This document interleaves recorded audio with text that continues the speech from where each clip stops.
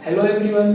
तो हमने पिछली कक्षा में समुच्चय जो चैप्टर है उसको स्टार्ट किया था और हमने क्या क्या देखा था भाई कि समुच्चय का जो सिद्धांत है उसको जो है एक जर्मन वैज्ञानिक जॉर्ज केंटर ने दिया था। इसके बाद हमने समुच्चय का परिभाषा देखा था। क्या होता है समुच्चय का परिभाषा? वस्तुओं या अवयवों के सुपरिभाषित जो संग्रह होता है उसको हम समुच्चय बोलते हैं। फिर हमने देखा था समुच्चय को किस प्रकार लिखा जाता है। तो हमने देखा था कि जो समुच्चय होते हैं उनको कैपिटल लेटर से दर्शाया जाता है, जैसे ए बी सी इस प्रकार, और उनके अवयवों को जो है स्मॉल लेटर से दर्शाया जाता है और उनके बीच में जो है अर्धविराम या कॉमा लगाया जाता है। ठीक, और उसको जो है सर्पिलाकार ब्रैकेट या कर्ली ब्रैकेट के अंदर में लिखा जाता है अवयव। ये देखा था। और इसके बाद क्या देखा था कि समुच्चय को लिखा कैसे जाता है। तो हमने समुच्चय लिखने का दो विधि देखा था। कौन कौन सा विधि देखा था?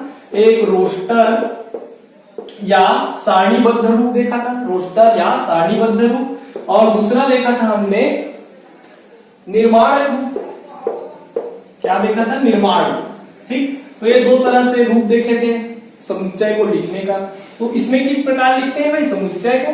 तो इसमें हम जो है समुच्चय के जो एलिमेंट रहते हैं, अवयव रहते हैं, उनको अंदर में लिख देते हैं और बीच में जो है कॉमा लगाते हैं, अर्धविराम लगाते हैं और सर्पिलाकार ब्रैकेट के अंदर में जो समुच्चय है उसके सभी अवयव को लिख देते हैं। ठीक, तो ये होता है roster Vidhi.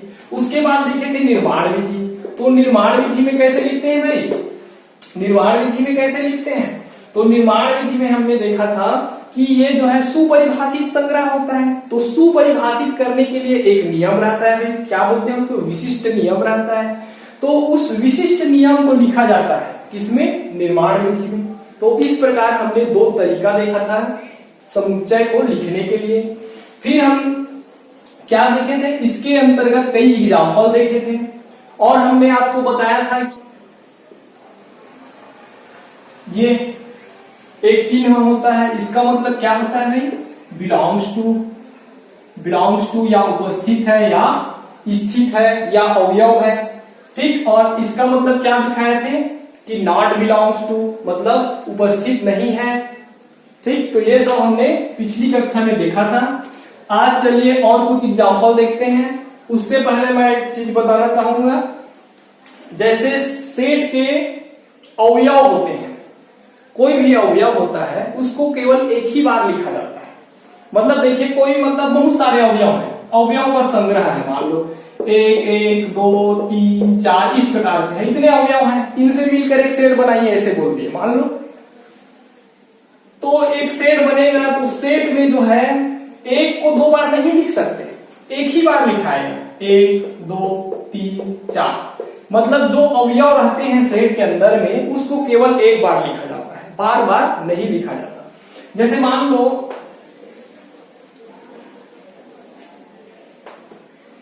A B C D E, फिर ए आ गया, फिर बी बी सी, इस प्रकार है मान लो। इसका एक सेट बनाइए ऐसे बोल दिया। तो हम कैसे लिखेंगे सेट को? ए बराबर A B C D E, एक एक बार लिख दिए। अब ए देखें तो ए एक बार आ गया है तो इसको डबल नहीं लिखेंगे। ठीक, इसको डबल नहीं लिखेंगे, एक ही बार लिखा है। बी तो बी ऑलरेडी आ गया है सेट में, फिर से बी तो फिर बी आ गया है, सी तो सी भी आ गया है। तो इसलिए सेट जो बनेगा इतने ही बनेगा। मतलब क्या समझे कि अगर बहुत सारे अवयव है दिया हुआ है, उनका सेट बनाना है, तो सेट तैयार करने के लिए जो भी अवयव है उसको केवल एक बार लिखा जाता है, बार बार उसी अवयव को नहीं लिखा जाता। जैसे सेट के अंदर में दो बार ए लिखते तो गलत हो जाता, केवल एक बार लिखना है। ठीक, इसको ध्यान देना बस। चलिए अब आज एग्जाम्पल देखते हैं। तो मैं आप लोग को सजेस्ट करूंगा प्रबोध की पुस्तक। ठीक है, मैं प्रबोध की पुस्तक के जो क्वेश्चन है उसी को हल कराऊंगा और सजेस्ट करता हूं, इसलिए आप भी प्रबोध का रखेंगे ज्यादा बेटर है। तो चलिए देखते हैं क्वेश्चन निर्देशी उदाहरण से। तो पहला देखिए, निम्नलिखित में कौन से समुच्चय है अपने उत्तर का औचित्य बताइए। मतलब इसमें ये बताना है हमको कि कौन सा समुच्चय है और कौन सा समुच्चय नहीं है, और उसका कारण भी बताना है कि क्यों नहीं है या क्यों है। ठीक है, तो चलिए देखते हैं पहला क्वेश्चन। पहला क्वेश्चन देखते हैं भाई, क्या है? 7 और 19, 7 और 19 के बीच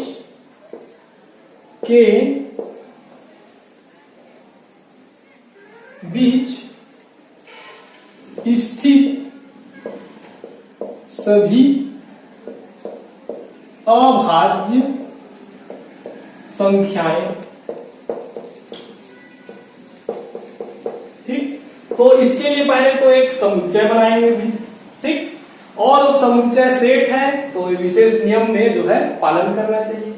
तो देखिए उत्तर लिखने का तरीका कैसे है। इसको कैसे लिखेंगे हम लोग? हल लिख देंगे ऐसे साइड में, फिर इसको लिखेंगे क्या दिया है, देखो सभी के बीच स्थित सभी अभाज्य संख्याएं। तो पहले तो हम जानते हैं, क्या जानते हैं भाई? हम जानते हैं कि अभाज्य संख्या का समुच्चय क्या होता है? अभाज्य संख्या का समुच्चय 2 से स्टार्ट होता है, बताए थे फर्स्ट क्लास में। 2, 3, 5, 7 और क्या जाएगा? 11, 13, 17, 19, 19 के बाद जो है 23, इस तरह से आते जाएंगे। ठीक, ये हो गया आपका अभाज्य संख्या का समुच्चय। ठीक, हम जानते हैं कि अभाज्य संख्या का समुच्चय ये हो गया। और क्या दिया है? अतः जो है 7 और 19 के बीच स्थित, अतः 7 और 19 के बीच स्थित अभाज्य संख्याएं।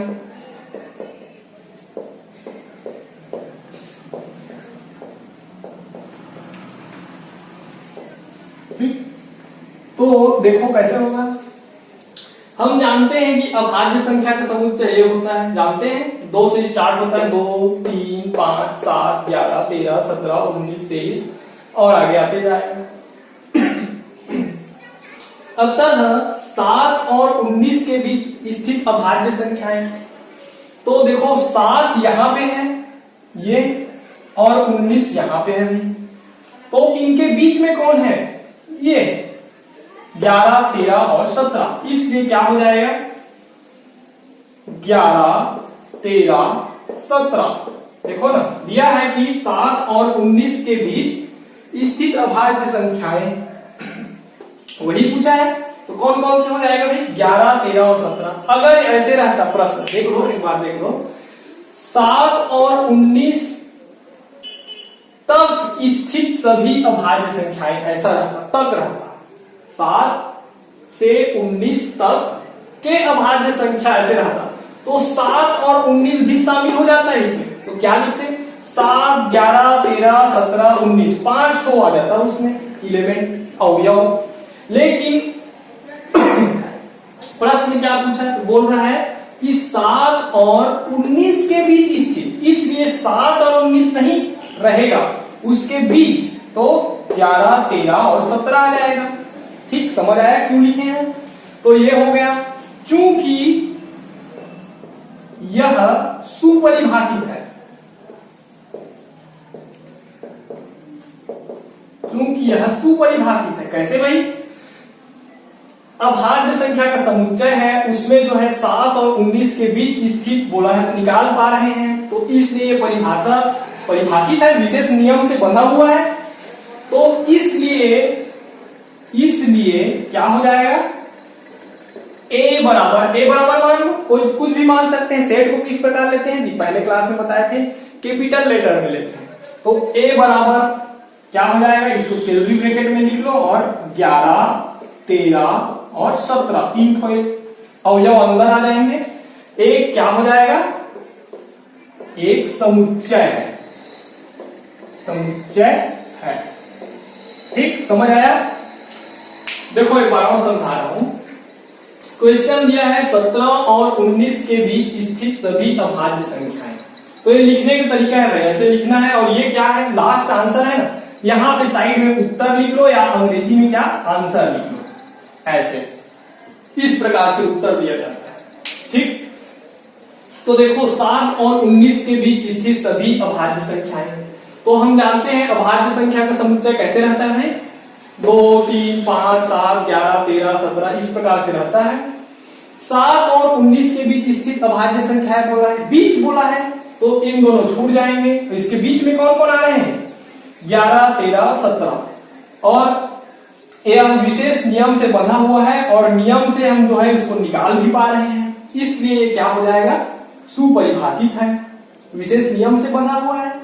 और अतः ए बराबर इसका सेट बना दिए, एक क्या है, समुच्चय है। ठीक, तो कारण पता चला, तो इस तरह से उत्तर देना है। चलिए देखते हैं नेक्स्ट क्वेश्चन।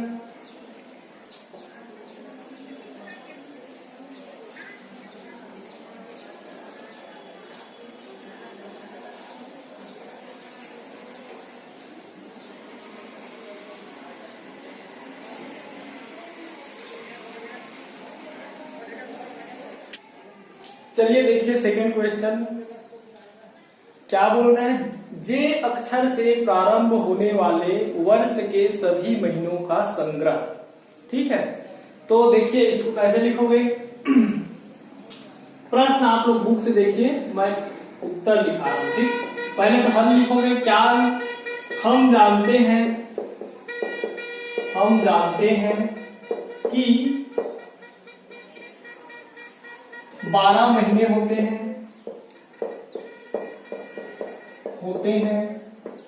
जो कि कौन कौन सा होगा जी, जनवरी, फरवरी, मार्च, अप्रैल, मई, जून, जुलाई, अगस्त, इस तरह से निकलेगा, उसको लिख लेना। ठीक, 12 महीने होते हैं जो कि ये हो गया। ठीक, उसके बाद क्या लिखोगे, अतः जे से प्रारंभ होने वाले महीना।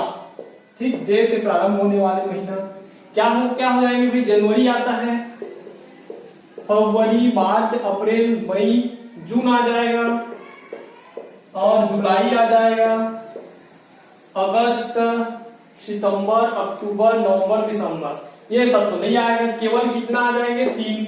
अब देखो क्या है ये भाई, चूंकि ये सुपरिभाषित है, कैसे में सुपरिभाषित हुआ, तो एक विशेष नियम से जो है बंधा हुआ है और उस नियम के अनुसार हम निकाल भी पा रहे हैं। ठीक, उस नियम के अनुसार हम निकाल भी पा रहे हैं, अतः ये क्या हो गया, सुपरिभाषित हो गया भाई। और इसलिए जो सेट बनेगा, मान लो इसको कोई कुछ भी मान लो, ए मान लिए, तो इस सेट में क्या क्या आ जाएगा भाई, अवयव जनवरी, जून और आ जाएगा जुलाई। ठीक, ये क्या हो जाएगा, समुच्चय है। और यही क्या है भाई, आंसर है। तो ऐसे उत्तर लिख लो या आंसर लिख लो अंग्रेजी में, ऐसे साइड में एक तरह, ये लिखने का तरीका है। ठीक, समझ आया कैसे लिखें। हम जानते हैं 12 महीना होता है, जो कि करके पूरा 12 महीना बता दो। फिर अतः जे से प्रारंभ होने वाले महीना, तो कौन कौन से महीना जे से शुरू हो रहा है उसको देख लो, जनवरी, जून और जुलाई बसाएगा। और इसलिए ये क्या हो जाएगा, सुपरिभाषित। चूंकि यह सुपरिभाषित है, नियम से बंधा हुआ है, इसलिए जो है ए बराबर जो ये तीनों किसमें आ जाएंगे, सेट में आ जाएंगे, और ये क्या हो जाएगा, एक समुच्चय। ठीक, आया समझ। अब देखिए तीसरा प्रश्न देखिए,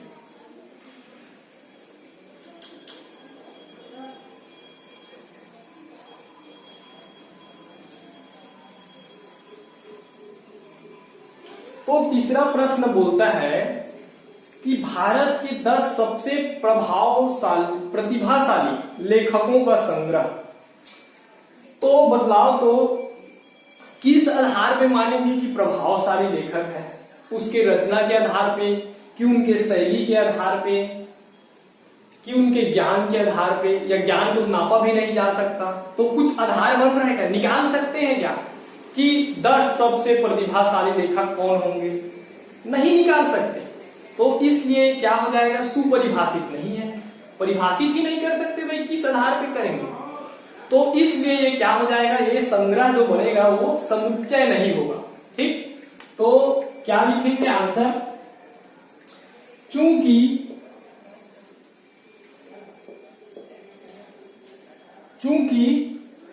प्रतिभाशाली लेखकों 10 ये है ना, हाँ, चूंकि भारत के प्रतिभाशाली लेखकों को प्रदर्शित करने के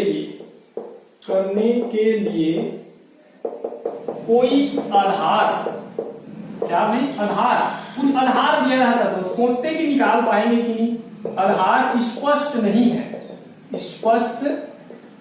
है। ठीक, कोई भी आधार स्पष्ट नहीं है। भारत के प्रतिभाशाली लेखकों को प्रदर्शित करने के लिए कोई आधार स्पष्ट नहीं है, अतः हम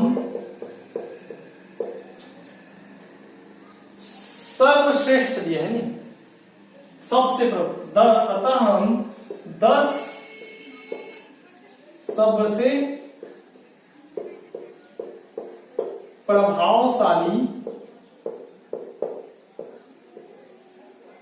लेखक का आकलन नहीं कर सकते हैं, इसलिए यह सुपरिभाषित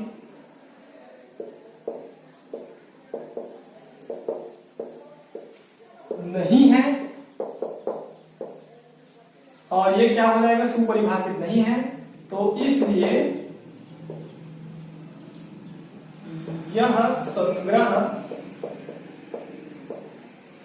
समुच्चय नहीं है, या समुच्चय का निर्माण नहीं करेगा।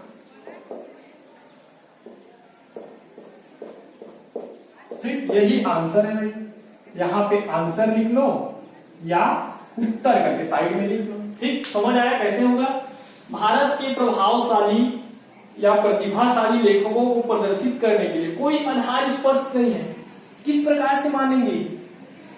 और इसलिए जो है 10 सबसे प्रभावशाली लेखक का आकलन नहीं कर सकते, इसलिए जो है यह सुपरिभाषित नहीं होगा। और सुपरिभाषित नहीं है तो समुच्चय का परिभाषा क्या होता है जी? वस्तुओं या अवयवों का सुपरिभाषित संग्रह, तो सुपरिभाषित ही नहीं है, तो इसलिए ये जो संग्रह बनेगा वो समुच्चय का निर्माण नहीं करता है। ठीक, ये हो जाएगा आपका उत्तर। समझ आया? चलिए तीसरा देखते हैं।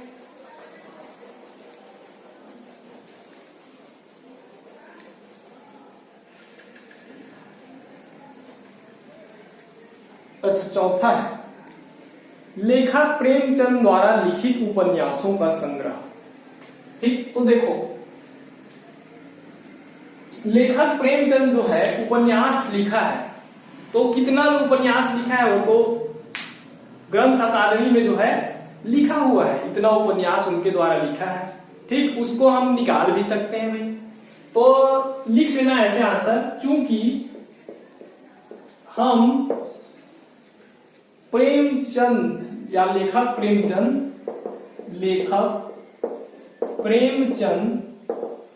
द्वारा लिखित उपन्यासों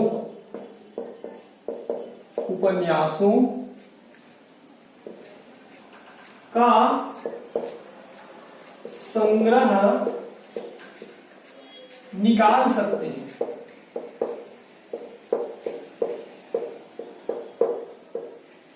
जो कि सुपरिभाषित होगा।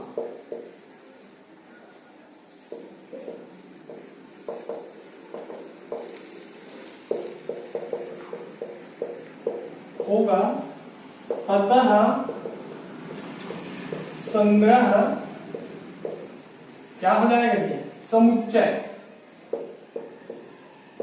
समुच्चय है या समुच्चय का निर्माण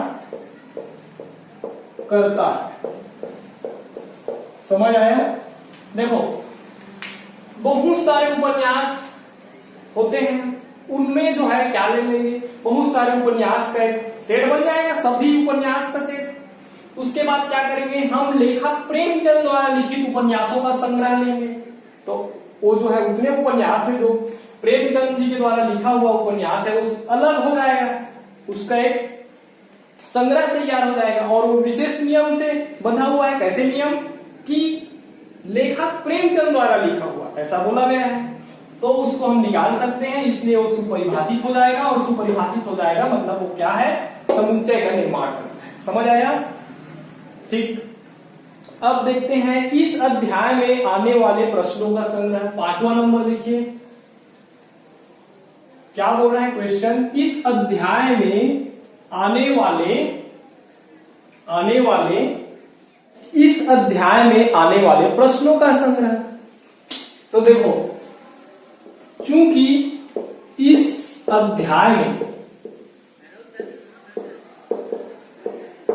में आने वाले प्रश्नों का संग्रह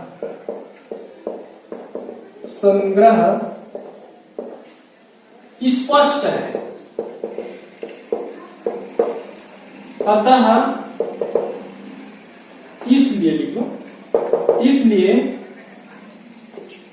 यह सुपरिभाषित है, सुपरिभाषित है। अतः इस अध्याय में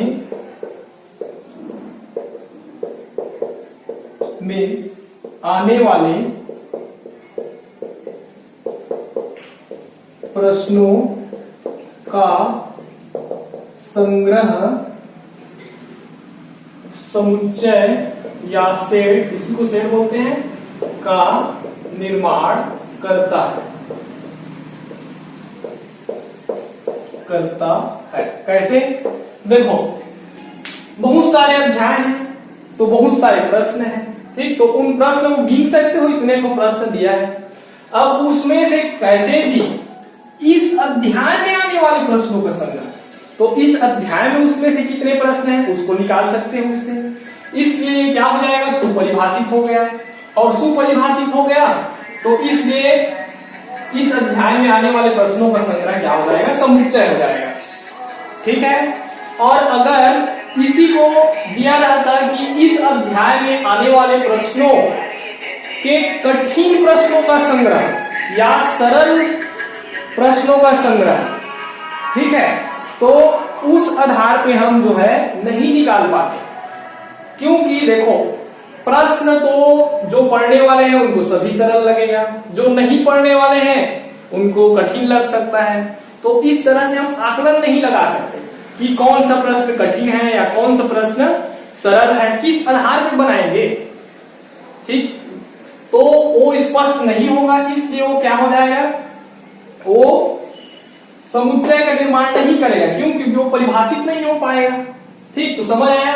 अगर दिया रहता इस अध्याय में आने वाले सरल प्रश्नों का संग्रह या कठिन प्रश्नों का संग्रह, तो वो क्या समुच्चय का निर्माण नहीं करता, क्योंकि अस्पष्ट हो जाता है कौन सा प्रश्न सरल है कौन सा प्रश्न कठिन है, ये तो बच्चों के ऊपर निर्भर करेगा, अलग अलग बच्चों के लिए अलग अलग होगा, इसलिए वो संग्रह जो है सुपरिभाषित नहीं होगा, और सुपरिभाषित नहीं होगा मतलब समुच्चय का निर्माण नहीं करेगा। समझ आया। चलिए देखते हैं नेक्स्ट क्वेश्चन। विश्व के 6वां क्वेश्चन है, विश्व के सबसे खतरनाक जानवरों का समूह या संग्रह। ठीक, तो विश्व के सबसे खतरनाक जानवर, तो चलो बताओ किस आधार पे बताएंगे कि ये खतरनाक है, विषैला है कि नहीं, इस आधार पे बताएं कि बड़ा है छोटा है, जैसे हाथी बड़ा है तो ज्यादा है ताकतवर है, शेर छोटा है तो कम ताकतवर है, ताकतवर का अनुमान लगाते मान लो तो। अब खतरनाक है तो किस आधार पे खतरनाक बताएं? ताकत के अनुसार, साइज के अनुसार, कि विष है कि नहीं, विषैला है कि नहीं। कई तो विषैला होता है लेकिन वो काटता नहीं है, कई काटता है लेकिन वो विषैला नहीं होता। ठीक है, तो आधार नहीं मिल रहा है, स्पष्ट नहीं है, आधार क्या है, अस्पष्ट है, इसलिए इसको भी हम क्या बोलेंगे, समुच्चय नहीं है। तो किस प्रकार लिखेंगे, देखिए आंसर, विश्व के सबसे खतरनाक जानवरों का संग्रह। तो चूंकि विश्व के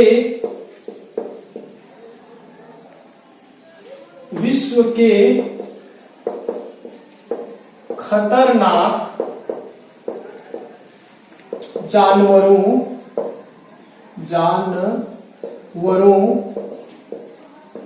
को परिभाषित करने का आधार स्पष्ट नहीं है, इसलिए यह सुपरिभाषित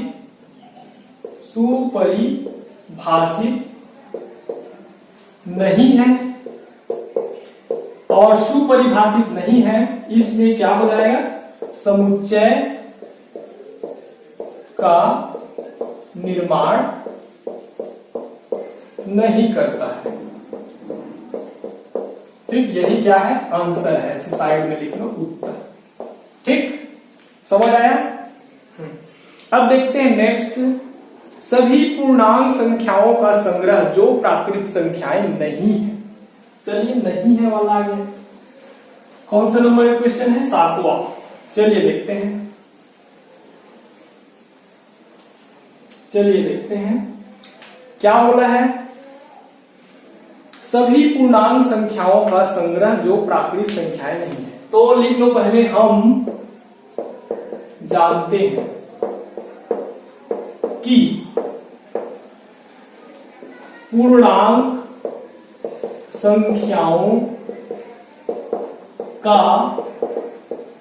समुच्चय क्या हो जाएगा भाई, पूर्णांक संख्याओं का समुच्चय ये हो जाएगा आपका, पूरा माइनस वाले रहते हैं, -3 -2, इधर भी पूरा माइनस वाले रहेंगे, फिर -3 -2 -1, ठीक, अब 0, फिर 1 2 3, फिर इधर प्लस वाले पूरा आ जाएंगे। यही तो होता है ना पूर्णांक संख्या का सेट। और क्या बोला है, प्राकृत संख्याएं नहीं है। तो पहले प्राकृत संख्याओं का देख लो, तथा क्या ली, प्राकृत संख्याओं का समुच्चय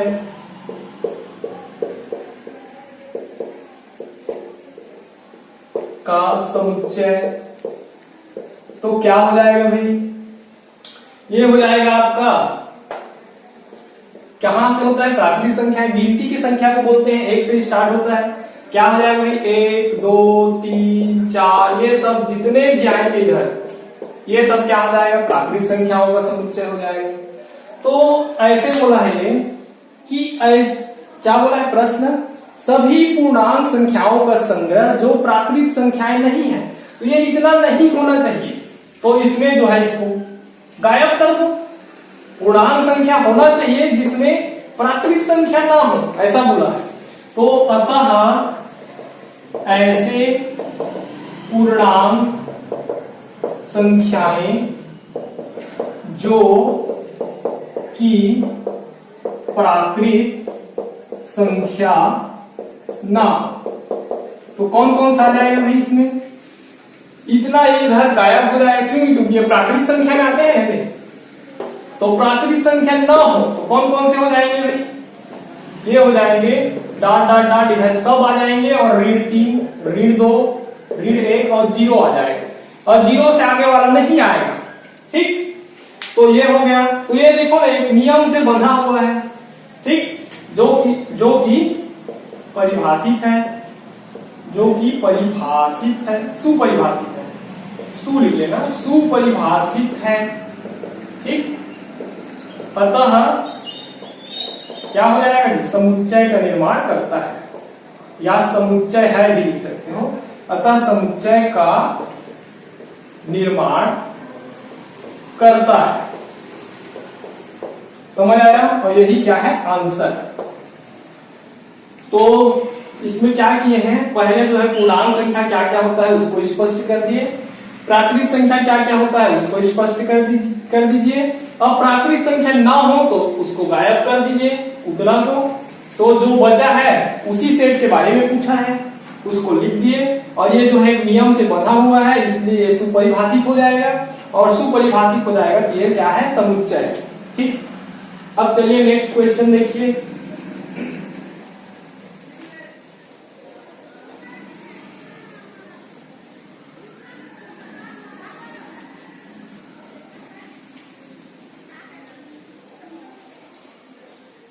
नेक्स्ट क्वेश्चन क्या बोलता है, सभी सम पूर्णांकों का संग्रह, सभी सम पूर्णांकों का संग्रह। ठीक, तो इसके लिए क्या लिखेंगे हम लोग, हम जानते हैं कि सभी पूर्णांक संख्याओं का समुच्चय क्या होता है, ये सभी पूर्णांक संख्या का समुच्चय। इधर अभी देखें माइनस वाले भी होते हैं। ठीक, जितने भी इधर माइनस वाले होंगे सब आ जाएंगे, और 0 आ जाएगा, 1 आ जाएगा, 2 आ जाएगा, 3 आ जाएगा, इधर पूरा जितने सब हैं सब आ जाएंगे। अतः ऐसे पूर्णांक संख्याएं जो कि सम हो, तो सम कैसे में होता है, सम कैसे में होगा, अगर वो 2 से डिवाइड हो जाए। ठीक, तो सम संख्या होता है। तो क्या क्या आ जाएंगे देखो ना, इधर कौन कौन सा डिवाइड हो जाएगा, 6, 4, जो भी सम संख्या होते हैं वही तो सम से डिवाइड होगा, मतलब 2 से डिवाइड होगा। तो क्या क्या हो जाएगा सम संख्या, इसमें आ जाएगा आपका ऋण 4, ऋण 2, 0 भी आ जाएगा। ठीक, और 2, 4, 6, 8 ये सब आ जाएंगे।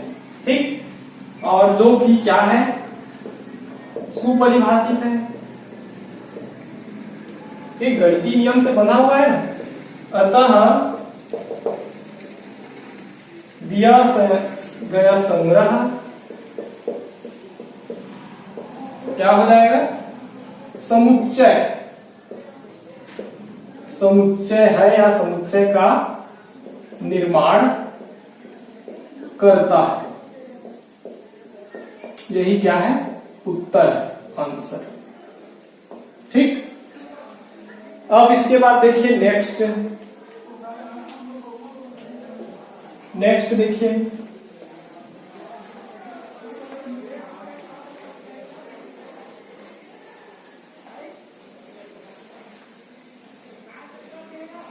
क्या बोल रहे हैं, 21 और 210 के बीच स्थित सभी प्राकृतिक संख्याओं का संग्रह है। तो देखो हम जानते हैं, क्या जानते हैं भाई, कि प्राकृतिक संख्याओं का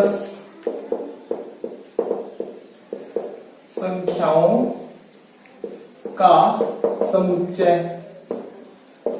ठीक, क्या होता है प्राकृतिक संख्याओं का समुच्चय, 1 से स्टार्ट होता है गिनती की संख्या, 1, 2, 3, 4 जितना तक ले जाओ उतना तक जाएगा। ठीक है, अतः 21 और 210 के बीच स्थित प्राकृत संख्याएं कैसे हो जाएगा भाई, इसके बीच में उपस्थित प्राकृतिक संख्याएं। तो देखो ना ये 21 आएगा, 4, 5, 6 ऐसे करते करते 21 आएगा, फिर 22, 23, 24 ऐसे करते करते 100, 150 ऐसे करते करते जाएंगे तो 210 तो आएगा ही कहीं ना कहीं। ठीक, तो कहां से स्टार्ट होगा, के बीच बोला है। देखो कुछ भी जैसे 1, 2, 3 है, 1 और 3 के बीच, उसके बाद 2 आएगा, ये दोनों छूट जाते हैं। उसी प्रकार 21 और 210 छूट जाएंगे, सेट बनाते हुए इसी को ख्याल रखना। अगर दिया रहता कि 21 और 210, 21 से 210 तक कैसे दिया रहता, तक 21 से 210 तक, तो 21 वाला भी शामिल हो जाता और 210 वाला भी शामिल। कैसे? 1 से 3 तक ऐसे लिखते तो 1, 2, 3 तीनों ही आ जाते हैं उस सेट में, लेकिन क्या बोला है 1 और 3 के बीच तो सिर्फ 2 आएगा। उसी प्रकार इसमें भी 21 और 210 के बीच बोला है, तो 21 और 210 नहीं आएगा, क्या आ जाएगा 22 से शुरू होगा, 22, 23, 24, 25, 26 ऐसे करते करते कहां तक, तो 209 तक, 10 भी नहीं आएगा। ये हो गया, ठीक, इतना ही आएगा इस सेट में, ये ख्याल रखना, जो कि सुपरिभाषित है, परिभाषित है, नियम से बना हुआ है और उसको निकाल भी पा रहे हैं, इसलिए समुच्चय का निर्माण करता है, समुच्चय का निर्माण करता है या समुच्चय है। क्या हो जाएगा? ये आंसर हो जाएगा, ठीक। तो ये हो गया आपका फर्स्ट क्वेश्चन जो था उदाहरण 1, वो जो है कंप्लीट हो गया। अब देखिए उदाहरण नंबर 2, उदाहरण नंबर 2। तो उदाहरण नंबर 2 देखिए,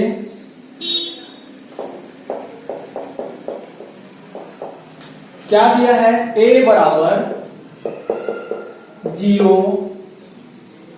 1, 2, 3, 4, 5, 6, 7, 8, 9, 10, 5, 6, 7, 8, 9, 10 ऐसे दिया है, ठीक है। तो रिक्त स्थानों में उपयुक्त प्रतीक चिन्ह या तो बिलोंग्स टू या नॉट बिलोंग्स टू, 2 ठो दिया है, उसको भरना है। तो देखो 0 और ऐसे दिया है 1, ठीक,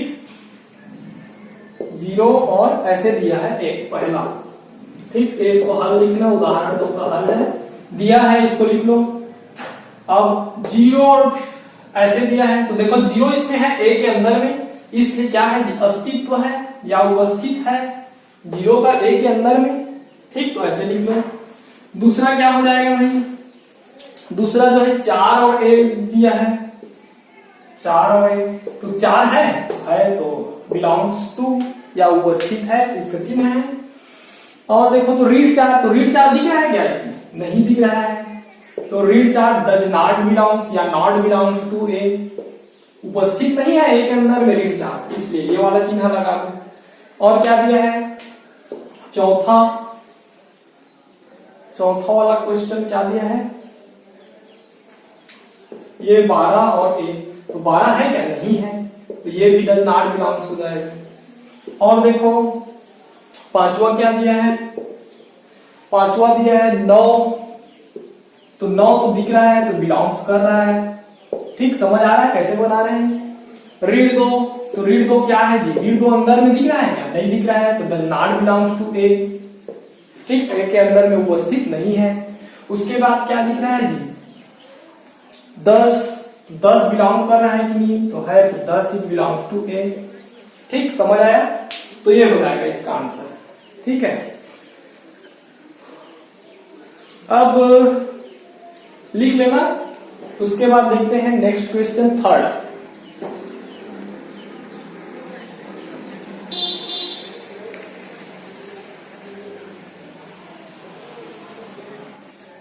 तो चलिए इससे आगे हम लोग जो है कल देखेंगे, और आपको जो है वर्क दे रहा हूं मैं,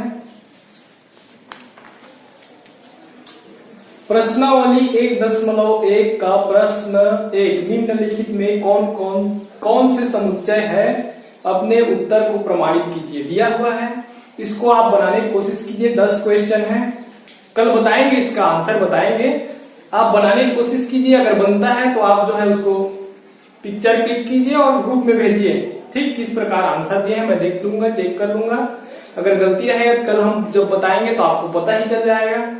और जो है एक और प्रश्न दे रहा हूं, ठीक है, एक और प्रश्न दे रहा हूं, होमवर्क लिख लो। ये होमवर्क हो गया, एक तो पहला प्रश्न 10 है, उसको सॉल्व करने की कोशिश करना, नहीं बनेगा हम कल बताएंगे। और एक और वर्क लिख लो, प्राकृत संख्या n जो है, प्राकृत संख्या का समुच्चय है। ठीक, n क्या है भाई? प्राकृत संख्या का समुच्चय है। तब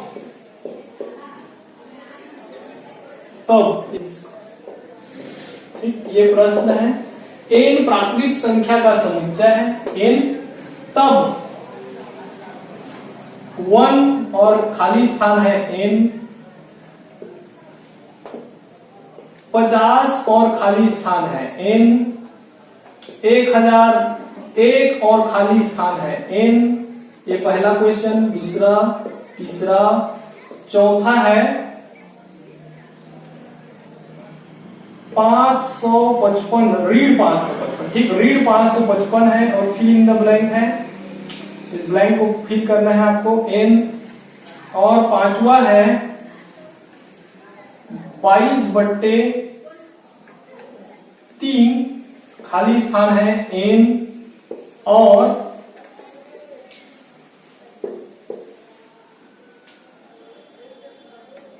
रीड 4 है और खाली स्थान है n। और रीड 22 है और खाली स्थान है n। और 8